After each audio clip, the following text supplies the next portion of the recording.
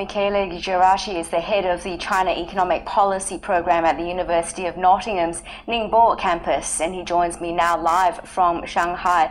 Now, Michele, are we essentially seeing the start of a trade war here? I don't think so. What Trump said, he wants reciprocity with China. There is a little problem here of semantics because Trump, rightly so, he thinks that two countries should trade on equal terms.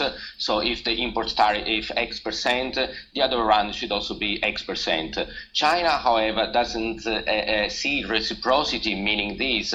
For China, reciprocity is we are a developing country and we behave like you, the West, the US, used to behave when you were a developing country. So China wants to gain time, and he says our GDP per capita is only $10,000. Your GDP per capita is 4 times that. Give us breathing space. Monitor our trend, not the status quo. And China is very proud of the progress it's making. They believe they're opening up little by little. Of course, they are not as open as the rest of the world. And this is what causes the friction, the different meaning of reciprocity. Okay, well, China says it doesn't want to fight a trade war, but at the same time, it's not afraid of one. It's been planning retaliatory measures for quite a while now. Well, China is not afraid because China does not retaliate in an irrational manner. Let's be clear here. China does not import goods from the rest of the world to please the trading partner. China imports goods that cannot produce domestically to meet the domestic demand. So China will not put tariff just for the sake of it. And that's why I don't think China will retaliate so much. We mentioned airplanes. No, China needs planes. Yes, there may be some a little bit of friction with Boeing. What is China going to do? They're going to buy more Airbus? I don't think so. And so at the end of the day, China will use a rhetoric to make sure that at least some of its own companies exporting to the US are protected. But let's also remember that China is a state-run economy. And so if there are companies or industrial sectors that suffer, the government has the redistribution mechanism, internal redistribution mechanism that could help those companies that would face a little bit of burden. Numbers. China exports $1 billion of steel to the US. 25% is very little money. No one will get hurt because of the 25% tariff on steel. But there are reports, though, that China might target specific areas in the US to hurt Donald Trump the most. Well, I don't think so because, again, China has no interest in raising this. China is well aware that its tariffs are higher on average than what the US has.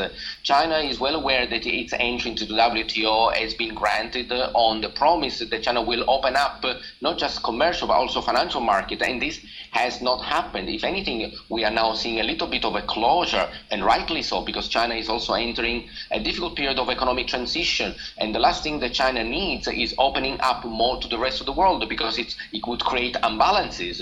And so the worry of Chinese policymakers is to make sure that the stability of the domestic economy continues in a sustainable way.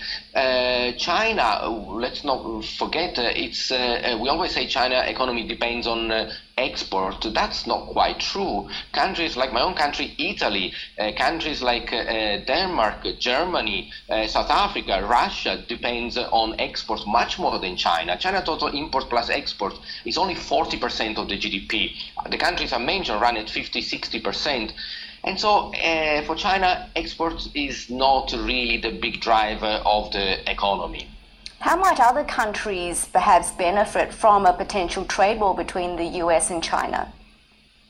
I think the country that may benefit, paradoxically, could be the European Union, that seems to be exempt from this tariff that Trump is imposing. This is the way I was talking to my Italian counterparts a few days ago, and this is the logic. Trump imposes tariff on all countries around the world, except, of course, the NAFTA, and except those countries that do like Trump says. So the European Union will impose the same tariff on imports from China. That will be good news for Trump, and Trump will decide to exempt the European Union on grounds of soft topics like soft criteria, like we share the same culture, we share the same history, we have common roots, and we have a similar economic system, and so the European Union will be exempted from those. It's of course a excuse that tries to hit at China. But let's remember, China, the deficit will not change. Tariff will not lower the trade deficit so much. It will, however, protect jobs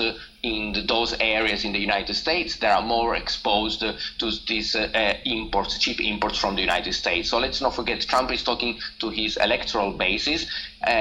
Surprisingly, for a political leader, he's doing what he promised. And he has to look after the weakest. So there's a little bit of a philosophical thing here, if I may.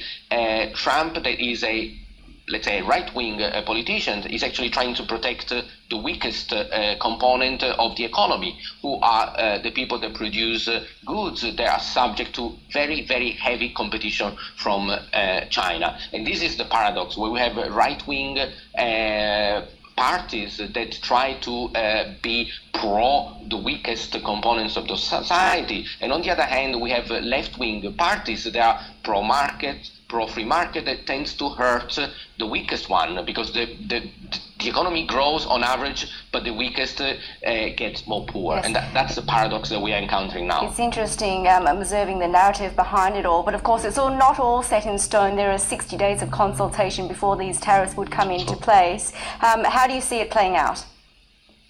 There will be, I think, a softening a little bit on Trump, because Trump is also used to talk and then maybe retract a little bit, but he cannot go, he cannot retract entirely. So the tariff, the steel tariff will be, of course, they're starting now. The rest will also be implemented, and Trump is very smart. They will do another deal.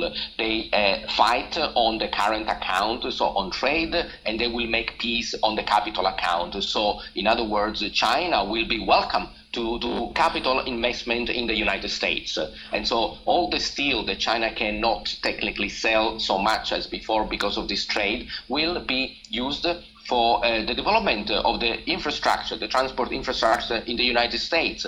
Because, again, this is the paradox. China can come to help and contribute to the development of the ailing infrastructure in the US. If you go to Beijing or JFK Airport, you will have problem to guess which country is more advanced than the other one. Okay, and so Michele, China loses on...